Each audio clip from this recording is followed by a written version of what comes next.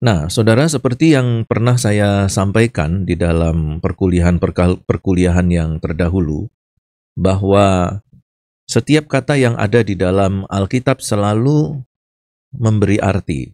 Saya pernah membaca satu buku dalam bahasa Inggris, di mana di dalam buku itu dikatakan bahwa pola dalam penginspirasian firman Tuhan oleh Roh Kudus itu ada beberapa cara. Cara yang pertama adalah bahwa Roh Kudus memberikan ide. Roh Kudus memberikan ide, lalu kemudian orang-orang atau penulis Alkitab itu menangkap ide dari Roh Kudus, lalu kemudian menyusun kata-kata. Nah, kata-kata yang disusun itu akan terpengaruh oleh situasi kondisi penulis. Ya, kalau penulisnya itu pinter, ya nanti kalimat-kalimatnya itu terlihat seperti kalimat orang-orang yang pinter gitu ya, orang-orang yang pandai. Kalau penulis Alkitabnya ini adalah orang yang sederhana, misalnya seorang nelayan gitu, maka pola penulisannya atau nilai kedalaman dari makna tulisan itu atau makna kalimatnya cukup sederhana sesuai dengan keberadaannya dia sebagai seorang nelayan. Nah, itu adalah cara penginspirasian dari Roh Kudus yang pertama. Nah, cara inspirasi dari Roh Kudus yang kedua itu adalah bahwa ketika seorang menuliskan, di mana hasil tulisannya itu nanti bakal menjadi firman Tuhan, atau bakal diakui sebagai firman Tuhan, maka Roh Kudus itu mengilhami kata per kata. Jadi orang ini mendengarkan apa yang dikatakan oleh Roh Kudus, lalu kemudian orang ini menuliskan apa yang dikatakan oleh Roh Kudus. Jadi agak sedikit beda ya dengan pengilhaman yang pertama. Kalau pengilhaman yang pertama, para penulis Alkitab itu diberi kebebasan untuk memilih kata-kata. Tetapi pengilhaman dengan versi yang kedua itu beda, bahwa penulis kitab suci ini semuanya mendengarkan apa yang dikatakan oleh Roh Kudus, dan kemudian dari apa yang dikatakan itu kemudian dituliskan. Nah, sangat sulit sekali untuk diterima bahwa para penulis kitab suci itu menerima ide dari Roh Kudus kemudian menggunakan pilihan kata-katanya sendiri. Karena kalau demikian, itu Alkitab akan mengalami banyak kekeliruan. Karena manusia itu sekalipun dia itu hebat, selalu memiliki kelemahan di dalam menyusun kata-kata. Tetapi kalau seorang penulis kitab suci itu mendengarkan suara Roh Kudus dan mencatat semua kata-kata itu, maka kata-kata yang dituliskan akan menjadi kata-kata yang memiliki nilai atau bobot teologinya itu sangat tinggi sekali. Bahkan kalau kita perhatikan di dalam setiap pengkalimatan di dalam Alkitab itu bobot teologinya tinggi sekali ya. Karena itu sulit sekali bagi kita untuk menerima bahwa kata-kata ini adalah kata-kata yang dipikirkan oleh manusia. Bahwa semua kata-kata yang ada di dalam Alkitab itu ternyata adalah merupakan inspirasi dari Roh Kudus. Yaitu bahwa penulis mendengarkan kata-kata dari Roh Kudus dan apa yang dia dengarkan itu kemudian dituliskan. Setiap pendapat itu punya kelebihan dan kelemahannya sendiri-sendiri ya. Pendapat yang pertama memberi kebebasan para penulis kitab suci untuk menuliskan kata-katanya sendiri. Pendapat yang kedua yaitu menuliskan apa saja segala sesuatu yang dikatakan oleh Roh Kudus. Nah, terlepas dari dua pendapat ini, saudara, ternyata bahwa ada kata sifat yang dituliskan di dalam Alkitab.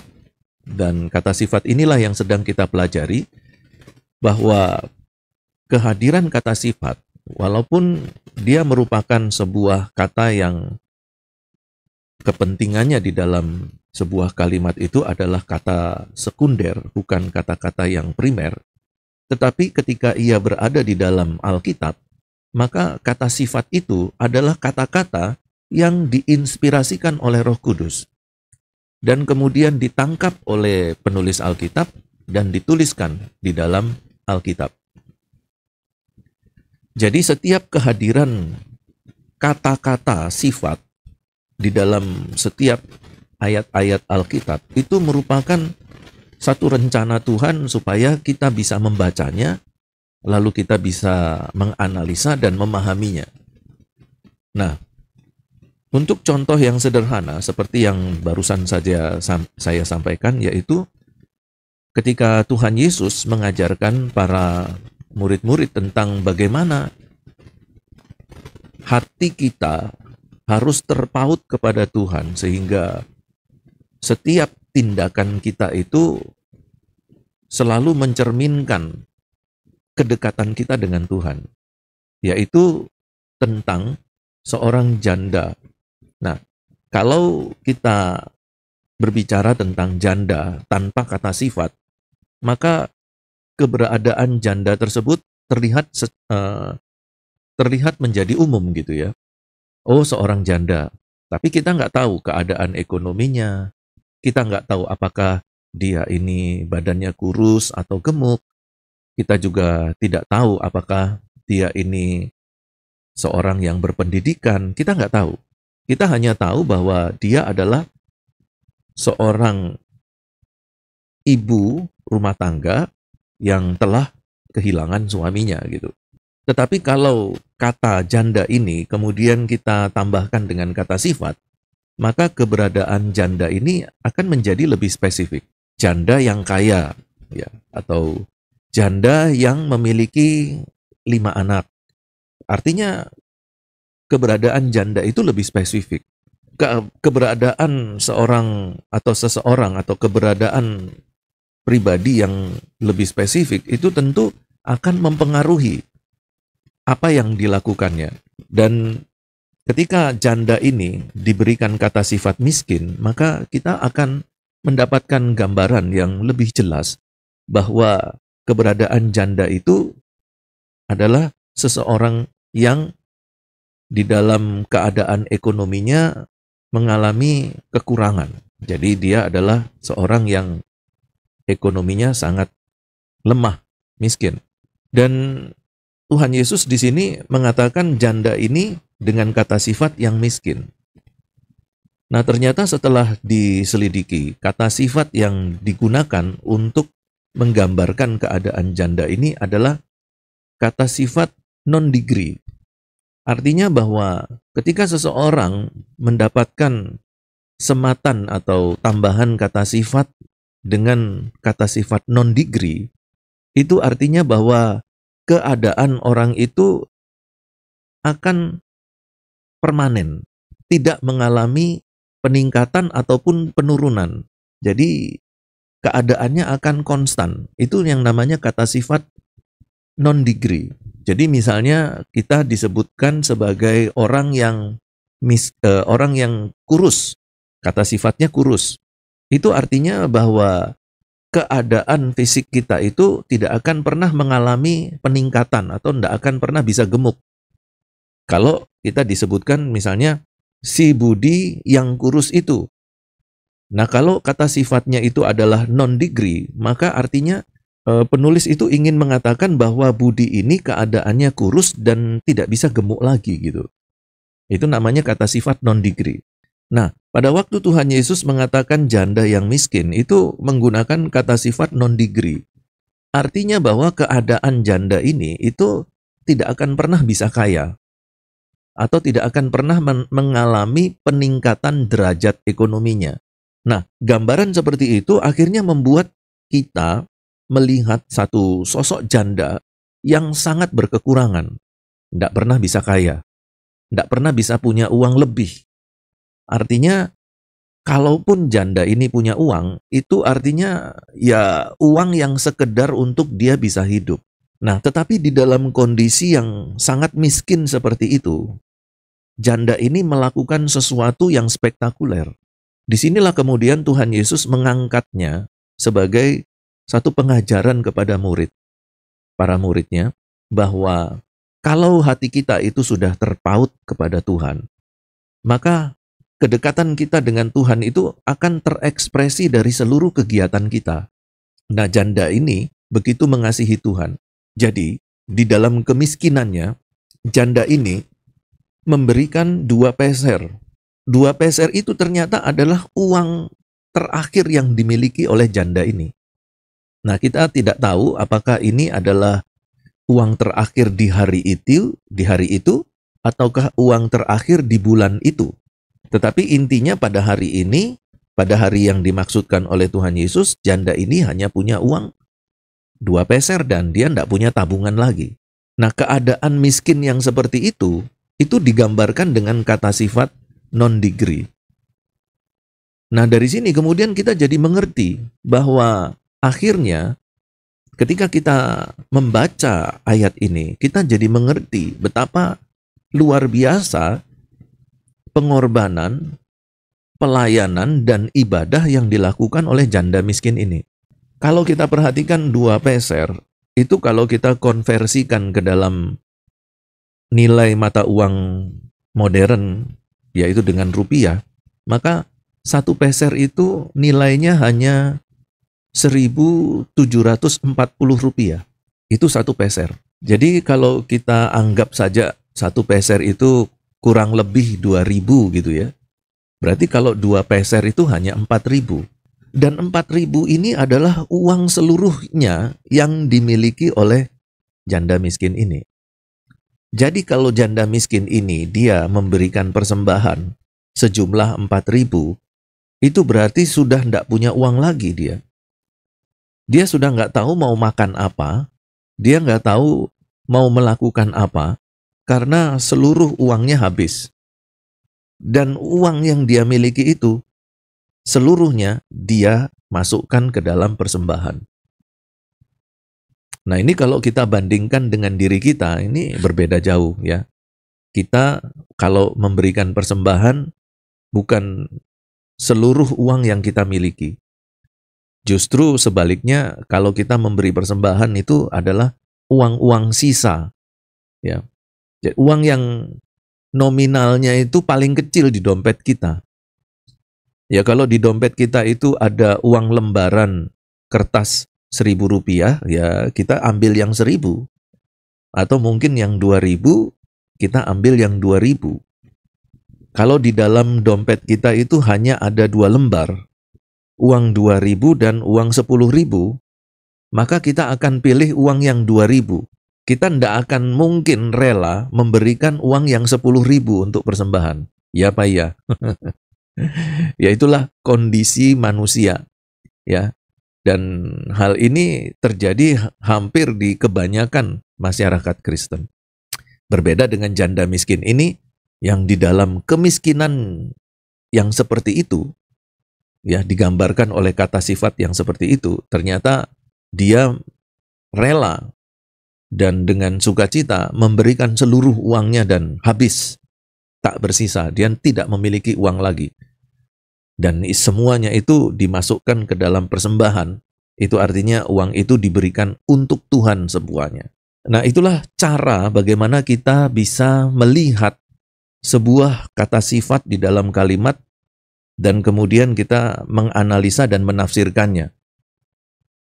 Dan dari contoh ini kita akhirnya jadi mengerti bahwa betapa penting kehadiran sebuah kata sifat di dalam kalimat-kalimat yang ada di dalam kitab suci Alkitab kita. Nah, sekarang kita akan masuk dalam pembahasan yang berikutnya. Tadi sudah panjang lebar saya jelaskan tentang pentingnya sebuah kata sifat itu di dalam sebuah penafsiran.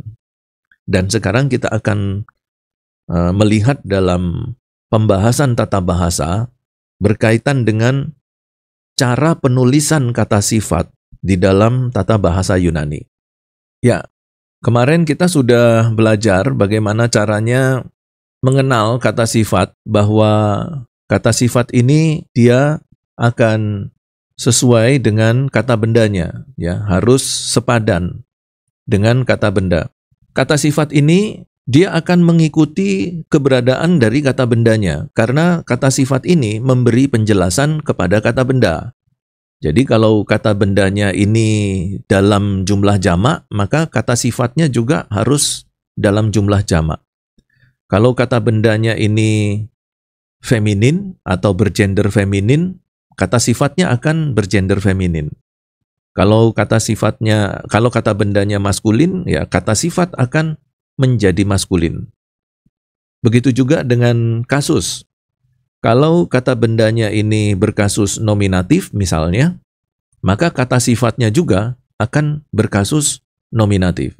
Jadi intinya bahwa seluruh unsur yang ada di dalam kata benda itu juga akan menjadi unsur yang ada di dalam kata sifat, berkaitan dengan jumlah, gender, dan juga kasus dari kata benda. Nah, sekarang kita akan membahas tentang pemakaian kata sifat dalam hubungannya dengan kata benda. Kata sifat dapat berupa atributif atau predikatif dalam kaitannya dengan kata benda. Di sini kita melihat ada dua pemakaian kata sifat. Yang pertama atributif, yang kedua predikatif. Nah, bagaimana penjelasannya nanti kita akan lihat sama-sama. Kemudian, artinya itu dapat memodifikasi kata benda atau menegaskan sesuatu tentang kata benda itu berkaitan dengan kata sifatnya. Kecuali untuk penggunaan kata sifat pronominal dengan kata benda misalnya pas, holos, dan heis. Ketika artikel itu ada, biasanya mudah untuk membedakan hubungan antara kata sifat dengan kata bendanya. Tetapi ini nanti kita akan pelajari kemudian ya. Yang sekarang ini yang kita pelajari adalah bahwa kata sifat di dalam bahasa Yunani itu dapat dipakai dengan 3 makna, ya, melalui 3 cara yang berbeda, yaitu atributif, predikatif, dan substantif. Nah, di sini yang harus kita perlu hafalkan, yaitu bahwa sebuah kata sifat bisa digunakan dalam 3 cara, atau bisa dituliskan dalam 3 cara, yaitu atributif, predikatif, dan substantif. Nah, sekarang kita akan mempelajari penggunaan kata sifat secara atributif. Ya, penggunaan kata sifat atau juga bisa dikatakan penulisannya dan penggunaannya secara atributif. Ini yang pertama ya. Nah, kita coba untuk memahami artinya terlebih dahulu. Penggunaan secara atributif ialah kata sifat yang dipakai dalam sebuah kalimat digunakan untuk mencirikan kata benda yang dijelaskan. Ada beberapa arti sebuah kata sifat ya. Kalau kita bicara tentang kata sifat yang dituliskan secara atributif dengan memiliki makna atributif, itu berarti bahwa kata sifat itu mencirikan sebuah kata benda. Nanti kita juga akan melihat bahwa kata sifat itu bukan mencirikan, tetapi memberikan informasi tentang keadaan kata benda. Ciri dengan keberadaan itu agak sedikit dibedakan berkaitan dengan kata sifat. Nah, sekarang kita akan mempelajari dari kata sifat yang mencirikan. Nah, kalau kita bicara kata sifat yang mencirikan, itu berarti atributif. Pada frasa nominal, adjektiva mempunyai fungsi atributif. Yang dimaksudkan frasa nominal ini adalah bahwa kata sifat ini dia memiliki kaitan dengan kata benda. Nanti di dalam tata bahasa yang lain, dalam pembahasan tata bahasa yang lain, kata sifat itu juga bisa berhubungan dengan kata kerja. Nah, tetapi kita belum membahas itu. Yang kita pelajari sekarang adalah bahwa di dalam frasa nomina, ini kata sifat ini dia berhubungan erat dengan kata benda. Jadi dalam frasa nomina, adjektiva itu mempunyai fungsi atributif, yakni menerangkan nomina yang di depannya. Jadi nomina ini adalah kata benda. Jadi kalau saudara mendengarkan istilah nomina itu berarti kata benda. Artinya bahwa kata sifat menerangkan nomina yang ada di depannya.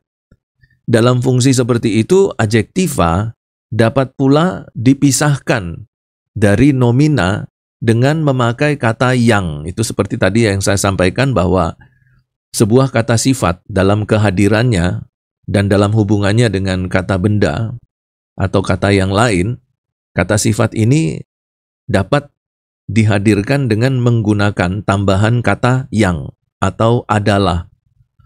Nah, dalam hal ini, kalau kita bicara tentang kata sifat yang berfungsi sebagai kata sifat atributif, itu berarti nanti di dalam menerjemahkannya, kita harus menambahkan kata yang.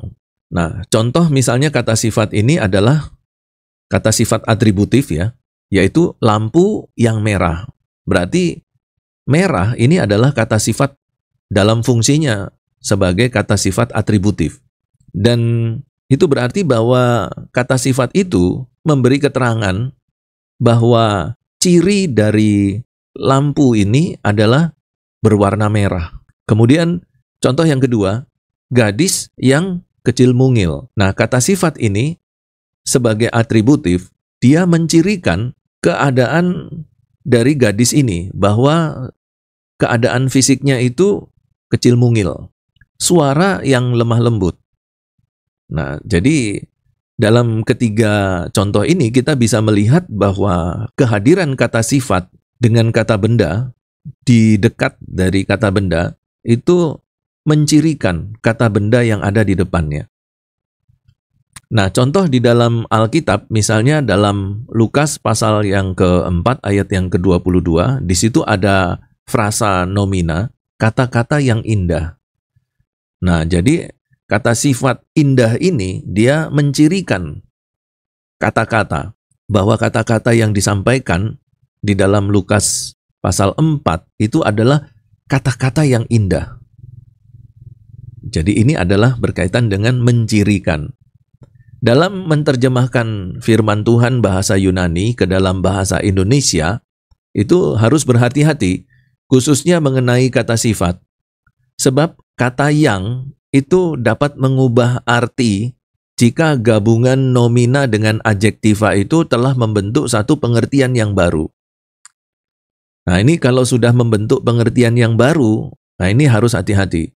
Dia bukan lagi menjadi kata sifat ya, tetapi dia menjadi kata majemuk. Kalau saya ulang lagi ya, sebab kata yang mengubah arti jika gabungan nomina dan adjektiva itu telah membentuk suatu pengertian yang baru. Jadi ada kata benda, kemudian juga ada kata sifat, tetapi dia bukan merupakan satu frasa hubungan antara kata benda dan kata sifat, tetapi dia telah menjadi sebuah kata majemuk, yaitu dua kata yang telah bergabung menjadi satu dan menjadi kata baru, yaitu kata majemuk. Contoh misalnya kata kambing dan hitam. Ini sebenarnya bisa menjadi frasa nomina untuk kata kerja, kata sifat, kambing yang berwarna hitam. Tetapi di dalam bahasa Indonesia, kambing dan hitam, dia bisa menjadi sebuah kata majemuk, kambing hitam. Itu artinya bahwa yang dimaksudkan bukan kambing yang berciri hitam, tetapi sebenarnya yang dimaksudkan kambing hitam itu adalah orang atau hal yang dibersalahkan sebagai penyebab peristiwa, atau ada seseorang yang kemudian menjadi pelimpahan kesalahan. Nah, itu adalah disebut dengan orang yang dikambing hitamkan. Berbeda dengan sebuah kata sifat yang berada di dalam frasa nomina, kambing yang hitam. Jadi di sini kambing yang hitam adalah kambing yang berciri-ciri berwarna hitam. Nah, ini maksudnya supaya saudara nanti pada waktu membaca Alkitab harus hati-hati. Jangan sampai nanti di dalam membaca Alkitab itu saudara salah menafsirkan, salah menganalisa. Yang harusnya ini kata sifat berkaitan dengan frasa nomina, tapi kita melihatnya sebagai kata majemuk. Ya, jadi hati-hati. Kambing hitam itu bisa menjadi kata majemuk, tetapi juga kambing hitam itu juga bisa menjadi kata sifat yang menjelaskan kata benda. Kambing hitam dia bisa berarti orang yang dipersalahkan, orang yang menjadi pelimpahan kesalahan, tetapi juga kambing hitam itu juga mempunyai arti kambing yang berciri-ciri berwarna hitam. Oke, jadi di sini harus hati-hati di dalam melihat struktur hubungan antara kata sifat dan kata benda setelah dia diterjemahkan ke dalam bahasa Indonesia. Kemudian, dalam konstruksi ini, kata sifat dapat ditempatkan pada dua kemungkinan posisi dalam hubungannya dengan kata benda. Jadi, di sini ada beberapa cara menuliskan kata sifat secara atributif.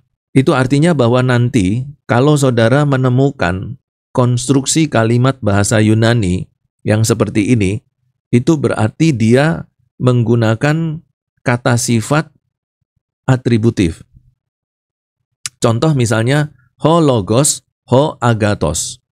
Perhatikan di sini, ya, kalau ini saya perbesar dulu sedikit. Nah, di sini ada contoh, ho logos, ho agathos. Kalau kita lihat dari kalimat pendek ini, di sini ada dua kata, yaitu logos dan agathos. Nah, logos itu adalah kata benda, dan agathos itu adalah kata sifat. Nah, untuk memahami lebih jauh, kita perhatikan di sini bahwa kata bendanya dia memiliki artikel atau kata sandang ho. Maka, seperti yang menjadi aturan dasar kata sifat, maka kata sifatnya dia harus sesuai dan sepadan dengan kata bendanya.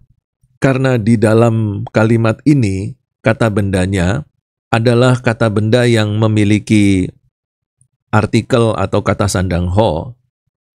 Ketika ditulis dalam atributif, maka kata sifatnya juga harus menggunakan artikel ho. Jadi, ho logos, ho agathos. Kalau kita terjemahkan menjadi kata yang baik itu. Jadi harus ditambahkan yang. Nah, walaupun kata adalah itu juga mengekspresikan kata sifat, tetapi kalau bahasa Yunaninya tertulis seperti ini, maka pada waktu menerjemahkannya tidak boleh menggunakan adalah. Dia harus menggunakan kata yang. Karena nanti kalau kita menggunakan adalah, artinya itu bisa jadi berbeda. Ya. Bukan mencirikan lagi. Nah, karena di sini ditulis dalam atributif, maka cirinya dalam penerjemahan atributif itu adalah menggunakan kata yang. Jadi di sini keterangannya, kalau kita mau perhatikan keterangan dari kalimat tadi, ho logos itu adalah kata benda maskulin nominatif tunggal, yang artinya adalah perkataan atau firman.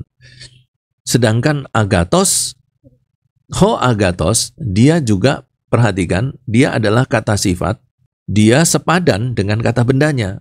Jadi, dia juga berkelamin maskulin, ya, berkasus nominatif, dan berjumlah tunggal. Sama dengan kata bendanya. Nah, perhatikanlah bahwa kata sifat itu selalu didahului oleh artikel atau kata sandang dalam kedua rangkaian itu. Dan artikel kata sandang sebelum kata sifat itu diterjemahkan dengan kata yang. Jadi yang kita lihat di sini adalah posisi kata sifat yang pertama ini ya. posisi atributif yang pertama. Nah, posisi atributif pertama adalah artikel adjektiva noun. Jadi contohnya ho agathos basileus, raja yang baik. Dalam konstruksi ini, kata sifat mendapat penekanan lebih besar daripada substantifnya. Nah, jadi penggunaan ini cukup umum. Contohnya misalnya ho agathos anthropos dalam Lukas 6 ayat 45.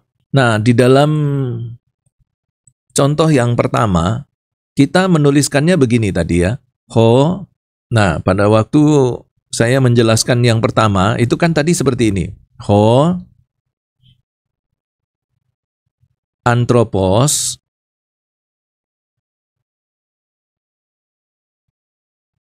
ho, agathos. Kan seperti ini ya tadi ya. Cuman antroposnya saya ganti jadi hologos kan tadi ya. Hologos, ho agathos. Nah, sekarang saya ganti logosnya menjadi antropos gitu ya. Jadi ho anthropos, ho agathos. Ini tadi sebagai contoh penulisan atributif.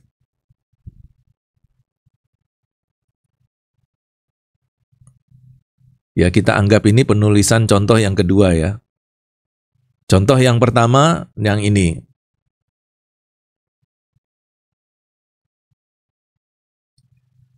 Ho agathos anthropos. Nah, jadi perhatikan di sini. Kalau di dalam contoh yang di atas ini, kita bisa menuliskan rumusnya begini. Artikel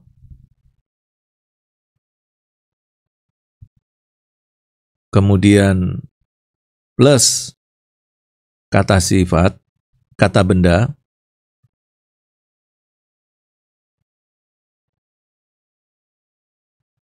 dan artikel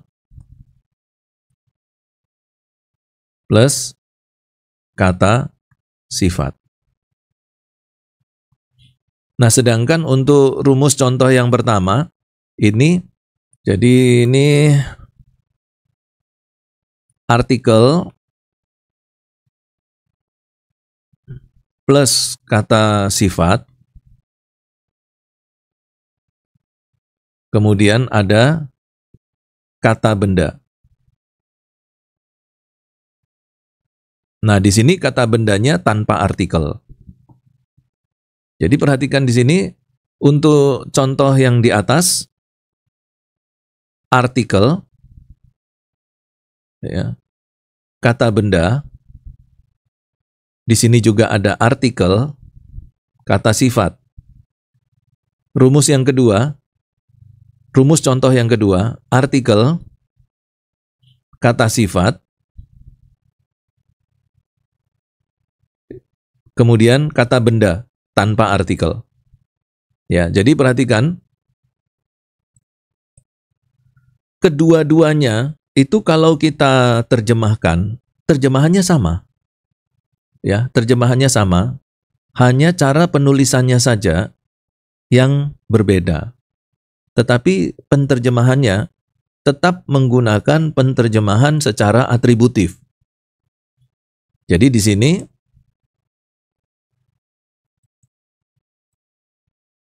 kalau kita terjemahkan, sebentar, ini saya hapus dulu. Atau saya terjemahkan di bawahnya ya. Saya rencana terjemahkan di samping, tapi kepanjangan. Saya terjemahkan di bawah sini. Ya, saya terjemahkan di bawahnya ini. Saya pakai warna berbeda ya, supaya bisa membedakan. Jadi ini kalau diterjemahkan,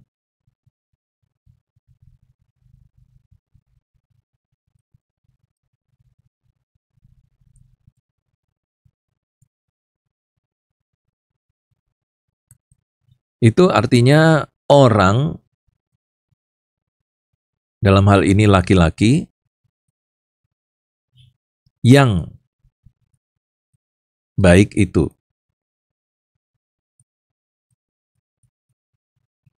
Nah, untuk contoh yang kedua, dengan rumus yang kedua, yaitu artikel, kata sifat, dan kata benda tanpa artikel, itu terjemahannya juga sama. Ya, kalau kita terjemahkan di sini, orang laki-laki yang baik.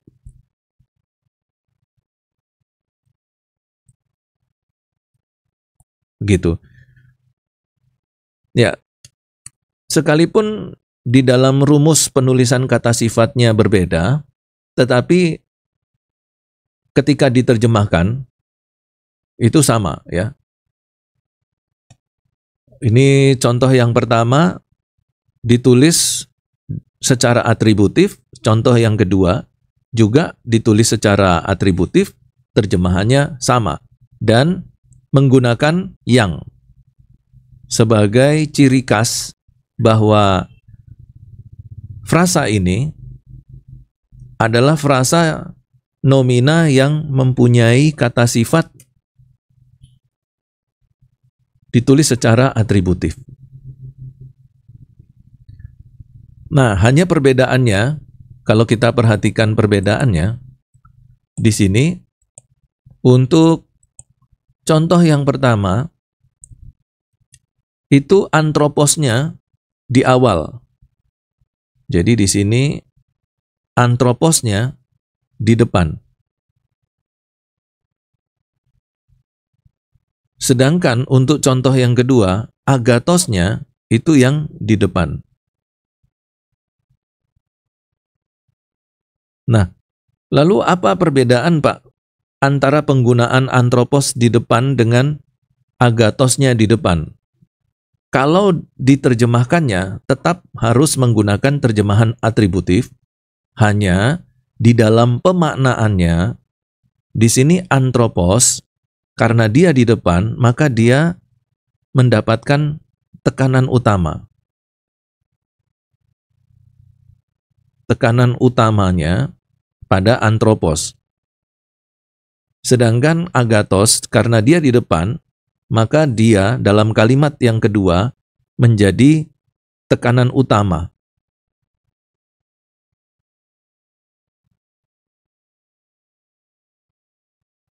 Nah, maksudnya tekanan utama ini apa? Yaitu inti dari kalimat ini itu tekanannya adalah ke antroposnya, ke manusianya. Itu untuk kalimat yang pertama. Dan untuk kalimat yang kedua, inti dari berita kalimat ini, itu tekanannya bukan ke antropos, tetapi kepada agatosnya. Gitu.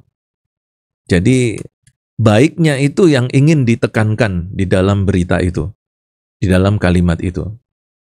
Sedangkan untuk kalimat yang pertama, manusianya itu yang ingin dijadikan pusat dari berita, dari kalimat ini. Nah, itu artinya bahwa kalau di dalam bahasa Yunani, kita perhatikan, kalau ada sebuah kalimat, kita perhatikan kata yang pertama. Kata pertama itu kata apa?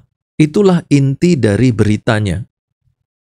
Karena setiap kali kita menyampaikan sesuatu dengan kata-kata, dengan sebuah kalimat, pasti ada berita yang ingin kita sampaikan.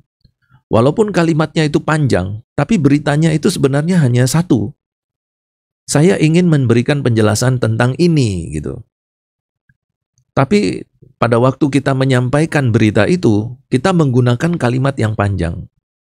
Nah, di dalam bahasa Yunani, inti dari sebuah berita yang dikemas dalam sebuah kalimat, itu dinyatakan dengan meletakkan kata tersebut di bagian depan sebuah kalimat. Jadi misalnya contoh kalimat 1, ho anthropos agatos. Inti dari berita kalimat ini, itu tekanannya adalah di antroposnya, manusianya. Contoh kalimat yang kedua, ho agatos anthropos. Itu berarti bahwa inti dari berita kalimat ini, itu yang ingin ditekankan adalah agatosnya. Ya. kata sifat baiknya itu yang ingin ditekankan. Gitu kira-kira.